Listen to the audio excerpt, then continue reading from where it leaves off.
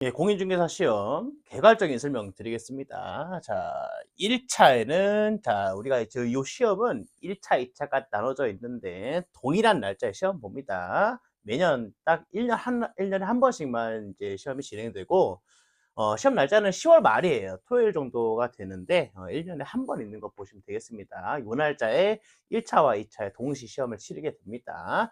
동시에 시험 응시하셔도 되고 1차만 따로 응시하셔도 됩니다. 1차 과목은 부동산 학개론과 민법이 있겠고요. 2차 과목에는 부동산 공법, 그리고 부동산 공시법, 그다음에 부동산 세법, 이렇게 공시법과 세법을 공시세법이라고 묶어서 부르기도 해요. 자, 그리고 공인중개사법까지 해서 총 4과목을 보게 됩니다. 여기 보시면은 공시법이 총 24문제가 나오고 총 24문제가 이렇게 나오고, 그 다음에 세법이 총 16문제가 나와가지고 합쳐서 40문제예요. 그리고 공법 40문제, 공인중개사법 40문제, 부동산학개론 40문제, 민법 40문제로서 여기 보시면은 문제 출제는 과목당 40문제가 나오게 됩니다. 객관식 오지선다가 되겠고요. 이 오지선다에는 이제 주관식이나 서술형은 없어요. 그래서 객관식 1, 2, 3, 4, 5번 중에서 맞는 정답 하나만 고르면 되는 시험입니다. 자, 근데 1차 같은 경우는요, 여기 보시면 만점이 80점이라고 써놨고요. 2차 과목 같은 경우는 만점이 100점이에요. 예시를 하나 들어드릴게요. 이게 합격 기준을 한번 보시면 되는데, 자, 여기 보시면 동그라미 1번에 각 과목 최소 40점 이상이고, 동시에 이걸 만족해야 돼요. 동그라미 2번을. 평균이 60점 이상이 돼야 됩니다. 요 동그라미 1번과 동그라미 2번을 가지고 1차에 한번 대입해 볼게요. 만약에 부동산 학개론이 40점이 넘고 민법도 40점이 넘는데 학개론은 100점이라고 볼까요? 그러면은 부동산 학개론 100점, 민법이 40점이라고 볼게요. 그래서 두 개를 더한 다음에 140 나오면은 과목이 두 과목이기 때문에 두 과목 나누면 평균이 70점으로 이거는 동그라미 1번과 동그라미 2번의 합격이에요. 보세요. 그러니까 학개론이 100점을 맞아도 합격이고요. 자, 여기 보세요. 이번에는 학개론을 80점을 맞아볼게요. 그리고 민법을 40점 맞아볼게요. 이것도 마찬가지로 다 두 개 더하면은 120점이라는 점수가 나오고, 이거를 나누기 2 해보면은 이것도 마찬가지로 60점으로 합격이 됩니다. 이게 뭐냐면은, 각 과목 최소 40점 이상인 상태에서, 1차 같은 경우는 만점이 100점이 되든, 만점이 80점이 되든, 어찌됐든 합격을 하기 위해서는 평균 60점이 넘어야 되기 때문에 100점을 맞든 80점을 맞든 어차피 40점만 넘었으면은 합격이라는 겁니다. 다른 과목이. 그래서 1차 같은 경우는 이제 만점이 100점이 아니고 실질적으로는 80점이 된다 보시면 되겠습니다. 실제로 40점까지 맞는 일은 거의 없고, 보통은 한 55점에서 70점 사이로 맞춰서 대부분 합격하십니다. 한 과목을만 55점 맞고 나머지 과목을 70점 이렇게 맞아가지고 합격하시는 경우가 제일 많아요.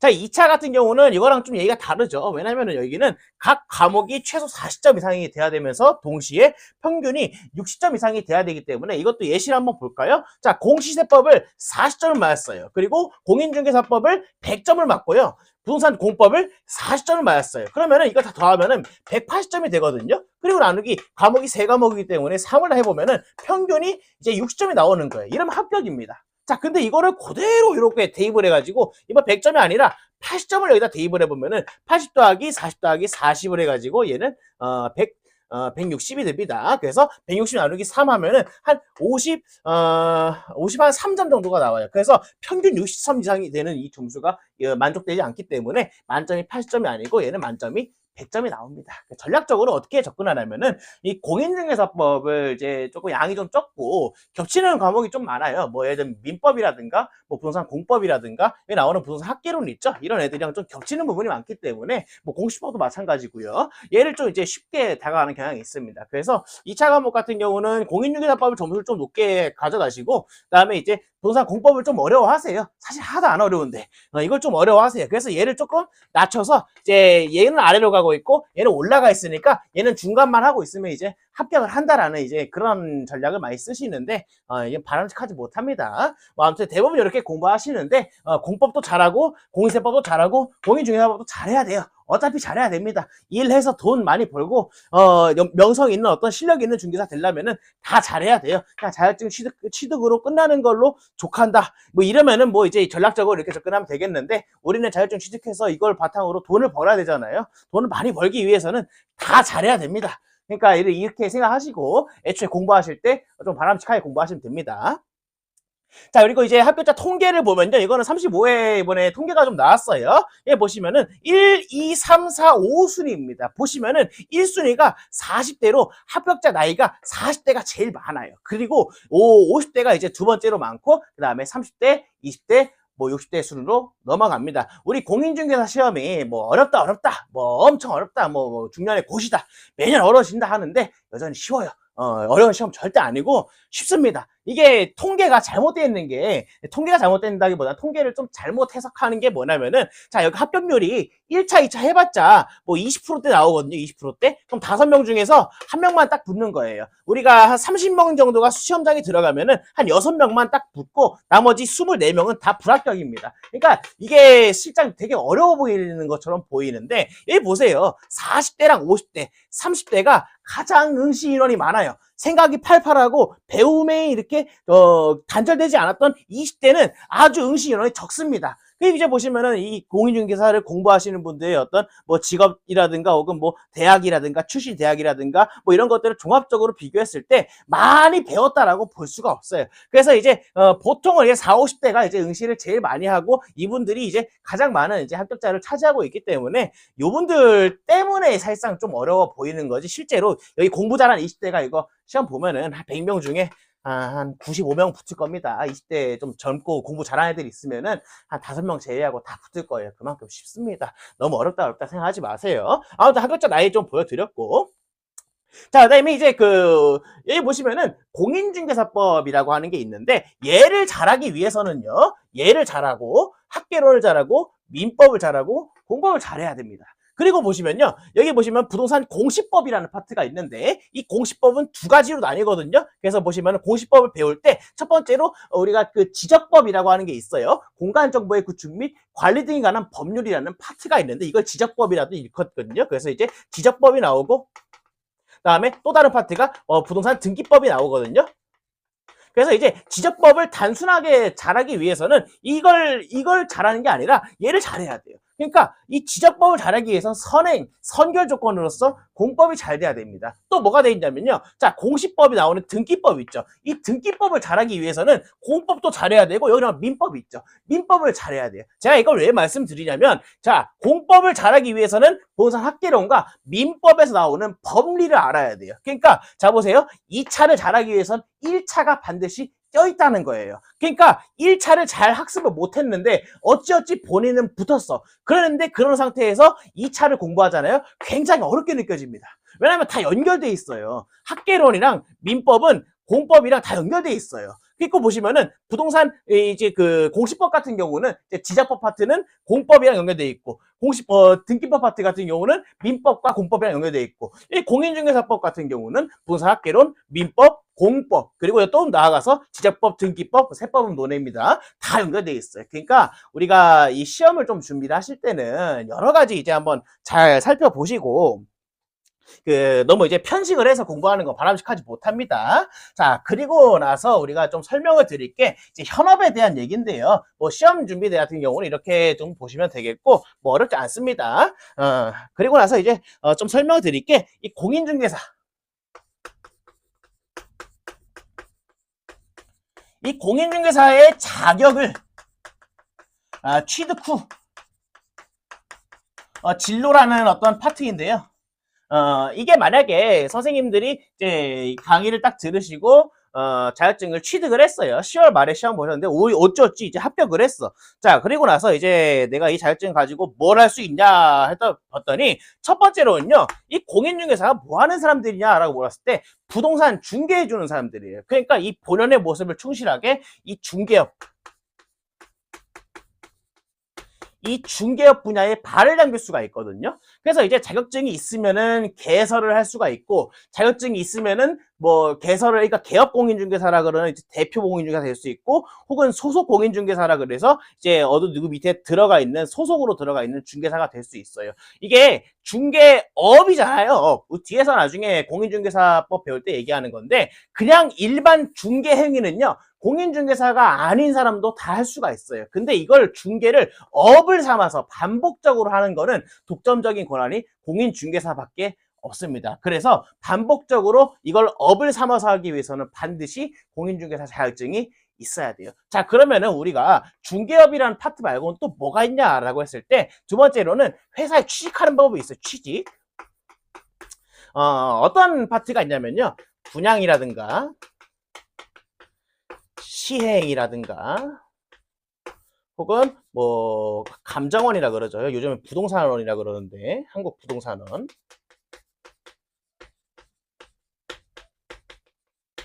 혹은 이제 뭐 경매나 이런 것들에 이제 뭐 취직을 좀 할 수 있어요, 회사에. 자, 공통점이 뭡니까? 분양이든 시행이든 부동산원이든 경매든 다 부동산 다루고 있죠. 그러니까 공인중개사 자격증 가지고 할 수 있는 거는 부동산을 관련한 어떤 업무를 좀 수행할 수 있다라고 판단하시면 될 것 같아요. 자, 근데 뭐가 돈을 많이 버냐면요. 얘네들은 실제로 돈을 못 벌어요.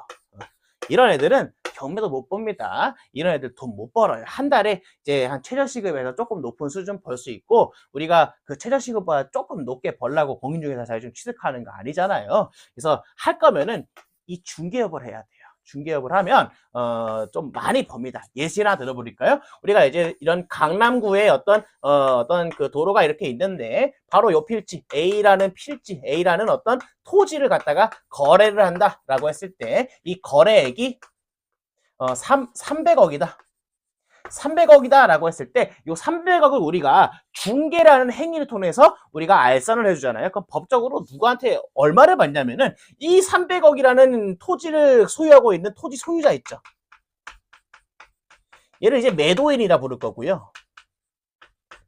그리고 이거를 사는 구매자가 있을 거예요. 얘를 매수인이라 그럴 겁니다. 자, 그러면은 소유자와 구매자의 중간을 역할해주는 바로 이게 공인중개사인데, 이 중개사가 여기서 소유자를 찾아주고 또 이제 그 구매자를 찾아줘서 중간다리 역할을 함으로써 이 업을 수행했기 때문에 내가 용역과 서비스를 제공해서 보수를 받는 업이에요. 근데 우리 공인중개사 같은 경우는 그냥 간단히 예시 드려버릴게요. 300억을 거래하잖아요. 그러면은 300억 곱하기 0.9%를 해갖고 얘는 2억 7천만 원이라고 하는 수수료를 받게 됩니다. 근데 이 2억 7천만 원을 소유자랑 구매자가 합산해서 내는 게 아니고, 자, 여기서 소유자한테 한 번 받고요. 구매자한테도 한 번 받아서 총 2번 받습니다. 그래서 2억 7천만 원에다가 곱하기 2를 해서 5억 4천만 원이 받아져요. 자, 근데 여기다가 부가세가 만약에 있다라고 하면은 또 부가세까지 10% 징수를 해야 되겠죠. 곱하기 1.1을 해가지고 얼마 나옵니까? 5억 9천 400만 원이 나오겠네요. 그러니까 한 6억 정도 돈을 버는 거예요. 예, 이제 뭐 이거는 아주 꿈 같은 얘기고, 이런 일이 뭐 거의 비일비재한다 그러면 공인중개사 정말 돈 많이 벌겠죠.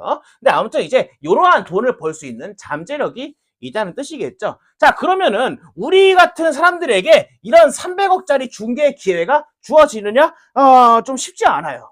쉽지도 않고, 이런 300억짜리 혹은 500억짜리 뭐 1000억짜리 어떤 건물, 뭐 대지 혹은 뭐 이제 뭐 단독주택 뭐 이런 것들이 거래할 기회가 좀 희박하긴 하나, 이런 가능성 자체는 언제나 열려 있다는 거예요. 그래서 이게 공인중개사가 취득을 했으면 이러한 큰 돈을 벌 수 있다는 어떤 기대심을 가지고 이 업무에 임하시면 됩니다. 자, 근데 잘 보세요. 자, 만약에 저는 지금 회계사 자격증이 없는데 누군가 저한테 국가에서 회계사 자격증을 공짜로 딱 준 거예요. 오늘 촬영하는 날짜가 한 1월 30일쯤 됐을까요? 1월 30일에 국가에서 회계 자격증을 딱 준 거예요. 저는 이제부터 이 김동이라는 사람은 회계사라는 자격증이 있는 사람이야, 오늘부터. 자, 그리고 나서 바로 전화가 옵니다. 어디 회계법인에서 회계사로 일 좀 해줄 수 있어요? 라고 물어봤어요. 그러면 이제 자, 이거 어떤 상황입니까? 나는 자격증은 있지만 지식은 없어요. 배우지도 못했고 자격증만 있고 아무것도 몰라. 근데 이런 상태에서 내가 일을 수행한다라고 하면은 내가 일을 할 수 있을까 없을까? 없어요. 잘 수행해낼 수 없다. 내가 이 얘기를 왜 안 하면은 우리 공인중개사 시험 과목 중에 부동산 학개론이 있었고, 민법이 있었고, 공법이 있었고, 공시법이 있었고, 세법이 있었고, 공인중개사법이 있었잖아요. 자, 우리가 이렇게 한번 똑같이 반문을 드려볼게요. 자, 우리 선생님한테 오늘 이 날짜에 국가에서 공인중개사 자격증을 딱 하고 줬어요. 딱 줬어. 이제 선생님은 자격증이 생긴 거야. 생겼는데 누군가 와가지고 이렇게 얘기해요. 나 이거 중개 좀 해줄 수 있어? 만약에 이런 조건이 온 거예요. 자, 그러면 선생님이 이거 할 수 있을까요? 없을까요? 못해요. 그러니까 내가 이 얘기를 왜 하냐면은, 자, 여기에서 지식들을 배우는 이유가요, 이런 중개 활동에 모두 사용하기 때문입니다. 자, 예시를 하나하나씩 들어드릴게요. 이거는 그냥 듣고 넘기세요. 어차피 다음에 나가면, 나중에 내가 수업하는 거 들어보면 다 그때 가서 이해가 돼. 학계론 파트에 우리가 부동산 수요 공급을 배우는데, 이때 부동산 수요에 대한 수요 공급을 모르면요, 부동산 시장에서 언제 초과 수요가 나타나고 언제 초과 공급이 나타나서 언제 균형점으로 가격이 떨어지는지 몰라요. 그래서 이 부동산 경기 변동에 대한 설명을 못합니다. 자, 학계로는 넘어가고요. 자, 민법을 만약에 우리가 어떤 실상에서 배우냐면, 자, 여기 소유자와 구매자가 있는데 이 사람들이 지금 무슨 관계입니까? 계약 관계죠. 계약 관계. 그리고 이 사람들은 국민이에요. 국민이면서 지금 이것을 계약을 하는 관계예요. 그럼 계약에 따른 관련 법률이 있을 거예요. 그렇죠? 이런 법률이 지금 민법에서 배워야 되는데 민법을 몰랐다? 이 계약 법률을 모르는 상태에서 중개행위를 하는 거랑 똑같습니다. 이 법을 만약에 모르는 상태에서 중개를 했는데 그 행위가 매도인이든 매수인이든 만약에 손해를 끼쳤어요. 공인중개사가. 요거 그대로 토해낸과 동시에 손해배상액을 전부 다 배상해줘야 돼요. 자, 만약에 소유자가 여기서 50억의 피해를 입었어요. 그러면 이 50억은 전부 다 공인중개사가 책임져야 됩니다. 아주 리스크가 큰 거예요. 자, 민법도 넘어가고. 자, 공법 볼까요? 자, 우리가 중개행위를 하는데 공법을 만약에 모르잖아요. 그러면은 우리가 그런 내용들이 있어요. 공적 장부 중에 토지 이용 계획 확인원이라고 하는 게 있어요. 이게 대표적인 공적 장부에 대한 내용인데요. 그 내용들을 보고 해석할 수 없으면 공법적인 어떤 제재라든가 혹은 공법적인 어떤 다양한 어떤 제한이라든가 이런 것들을 해석할 수 없게 됩니다. 자, 그런 상태에서 중개 행위를 했는데 만약에 공법에 저촉되는, 공법에 포함되는, 공법에서 하지 말라는 거를 내가 했다. 그러면은 누군가에게 손해가 발생했겠죠? 손해가 발생한 거 그대로 공인중개사가 책임집니다. 자, 그럼 공법도 넘어가고. 자, 그 다음에 공시법 볼까요? 공시법이라는 거는 아까 얘기했죠? 지적법이랑 등기법 나온다고. 자, 지적법이라고 하는 파트는 우리가 뭘 배우냐면은 공간정보의 구축 및 관리 등에 관한 법률이라고 해서 여러 가지 이제 공간, 이 대한민국 이제 그 필지가 한 5천만 필지 정도가 되는데 그런 이제 필지들을 여러 가지 정보화해 놓은 어떤 그 정보 구축 체계를 공부하는 거예요. 그래서 이런 정보 구축 체계를 모르면은 우리가 정보 구축 체계라고 하는 공적 장부들이 있을 거예요. 이런 장부들을 우리가 해석해 나갈 수가 없거든요. 해석을 못하니까 지적법을 우리가 지적도를 볼 수가 없고 지적과 관련된 어떤 내용들을 학습할 수 없다 그러면은 지적과 관련된 내용들은 우리가 따로 다룰 수가 없게 됩니다. 그렇죠? 자, 등기법도 마찬가지예요. 우리가 민법에는 그런 조항이 있어요. 민법 186조인데요. 이거는 이제 어떤 내용이냐면, 자, 부동산에 관한 물건의 득실 변경은 등기하여 효력이 생긴다. 자, 등기하여 효력이 생긴다. 등기를 하여야 효력이 생기기 때문에 등기에 관한 여러 가지 절차라든가 법적 효력을 잘 알고 있어야 돼요. 그러니까 등기법을 모르면은 우리가 등기부를 보고 해석을 할 줄 모르거든요. 근데 대한민국 현행 지금 체계 자체가 등기부에 거의 모든 내용들이 나타나 있어요. 그리고 공인중개사의 업무 범위에도 등기부만 잘 설명을 해줘도 웬만한 책임 소재에서 벗어나기인데 매우 유리합니다. 그래서 이 등기부에 대한 내용도 잘 확인을 해야 돼요. 그렇죠? 자, 그럼 이 다 넘어갔어요. 자, 그리고 세법을 얘기하는데, 자, 만약에 우리가 부동산이라는 걸 취득하게 되면 여러 가지 세금 문제가 있겠죠. 예를 들면 처음에 부동산을 취득할 때 취득세라는 걸 내야 되고, 그다음에 보유 중에 있을 때는 종합부동산세, 그리고 재산세, 뭐 여러 가지 세금들이 있겠죠. 그리고 처분 단계에서는 양도소득세 이런 것들이 있는데 그런 세금을 전혀 고려하지 못한다라고 하면은 우리가 의뢰인에게 어떤 세금이 얼마만큼 부여가 될 겁니다. 얼마만큼 부과가 될 것이니 이걸 대비하시고 나중에 판매하실 때도 그 정도의 세금은 감안하셔야 됩니다. 이거를 설명할 수 있어야 되는데 설명 못 하잖아요. 그러면은 이런 그 고액의 어떤 물건들이라든가 어떤 그 거래 안정성 이런 것들은 다 이제 의뢰인 쪽에서 의심하게 되는 거예요. 그러니까 결론적으로 의심이 높아지면 거래가 줄어들고 거래가 줄어드니까 나의 매출액은 줄어들 수밖에 없어요. 내와 애초에 줄어드니까 나는 실력이 없는 중개사가 되는 겁니다. 아무튼 이런 것들이 있겠고, 마지막으로 공인중개사법인데요. 모든 이제 전문 자격사들은 다 각자의 어떤 그 자격증을 소유하고 있는 사람들을 규율하는 법들이 있어요. 변호사는 변호사법이 있고요. 회계사는 회계사법이 있고요. 세무사는 세무사법이 있어요. 행정사는 행정사법이 있어요. 그러니까 각자 이제 그 자격사들을 규제하는 법들이 있는데, 그 규제하는 법들을 모르고 내가 행위를 했는데 알고 보니까 내가 한 행위가 이 규제에 속한다라고 하면은 나는 벌금이라든가 과태료라든가 업무정지라든가 자격에 취소될 수도 있어요. 그러니까 이런 것들을 다 써야 된다고 내가 얘기하는 게. 그러니까 공부를 어떻게 해야 되냐면은, 나 이거 자격증 취득하면 지식을 다 알려버릴 거야. 나는 자격증 따는 게 무조건 중요해. 나는 지식이 필요 없어 하시는 분들은 그냥 암기를 하세요. 암기를 하시고 어찌어찌 그냥 취득만 하십시오. 근데 제가 첫 동영상에서도 이제 게시한 건데, 이해가 있고요. 암기가 있는데요. 이 암기는요, 지속적으로 보지 않으면 반드시 휘발됩니다. 그래서 암기는 절대 하면 안 돼요. 뭐든지 다 이해를 해야 됩니다. 그래서 이해를 한번 하게 되면요, 이해 같은 경우는 한 번만 납득하면 영원히 잊혀지지 않거든요. 그래서 이해를 하는 방법으로 공부를 하시고, 이러한 여러 6가지 과목들을 공부할 때도 전부 다 이해를 해야 됩니다. 왜? 이 내용들을 결국 우리 선생님들이 중개업을 하실 때 다 써먹을 내용이니까 그래요. 제가 지금 아주 일부만 얘기한 거예요. 그냥 이 거대한 어떤 그 바위 속에 빙산의 일각이죠. 그러니까 아주 일부만 얘기했는데도 아주 중요성이 좀 커 보이죠. 이런 것들이 다 이제 하나하나 본인들의 어떤 그 자산이 되고 실력이 되는 거예요. 저희 대한민국의 중개사가 한 60만 명이 있나요, 지금? 자격증 취득한 사람이?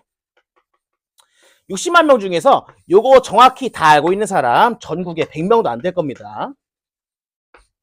이 말이 뭐예요? 그러니까 요 내용들을 몰라도 나머지 59만 명은 중개를 함으로써 먹고는 살아요.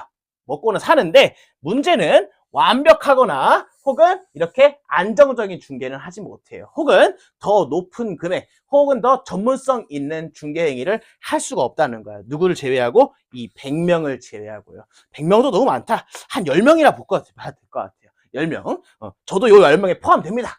저는 요 10명이 포함돼요. 근데 이거를 몰라도 중개업을 할 수는 있으나 큰 돈은 못 번다는 거예요. 그러니까 시험 공부를 하실 때에는 각 과목들을 열심히 공부하시고 이 내용들을 절대 잊어먹지 마십시오. 이 내용들을 가지고 본인들이 현업에서 그 지식들을 활용하는 날이 올 거예요. 활용하지 않으면 뭐하러 공부하겠습니까? 그죠? 아니, 이런 지식들을 물어보지 말고 그냥 3.14 원주율 같은 거 3.14 159 이런 거, 그러니까 뭐 쭉 나가잖아요. 아무런 규칙이 없는 거. 차라리 이런 거 그냥 암기해가지고 보면 되잖아요.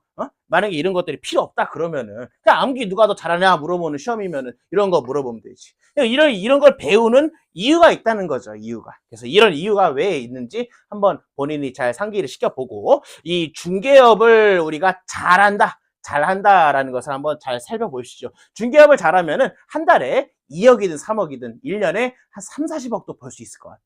좀 더 넓게 말하면 7, 80억도 벌 수 있을 것 같아요. 이 실력 있는 중개사는 정말 돈 많이 법니다. 그래서 우리가 결국은 중개업을 잘하기 위해서는 이런 내용들을 잘 탑재를 하시고, 이런 내용들이 비로소 갖춰져야만 우리가 이제 뭐 경기도 지역 같은 경우는 이제 서울로 이렇게 올라오실 것이고, 서울도 이제 서울 외곽 변두리에 사신 분들이 있다 그러면은 조금 더 핵심 지역인 이제 성수동이라든가 뭐 강남 지역이라든가 아니면 이제 뭐 용산 이런 데 핫해지잖아요. 그런 것들에 대해서 이제 조금 더 중개 대상물의 금액이 큰 그런 쪽으로 이동해서 조금 더 높은 수익 기대할 수 있을 거라 봅니다. 그래서 이런 지식들을 절대 잊어먹지 마시고, 요 내용들을 바탕으로 우리가 앞으로 수업하는 데 있어서 다 현업에서 써먹을 거고, 현업에서 써먹지 않더라도 우리 공인중개사 시험 공부하는 게 우리 인생에서 아주 큰 도움이 될 거라는 믿어 의심치 않습니다.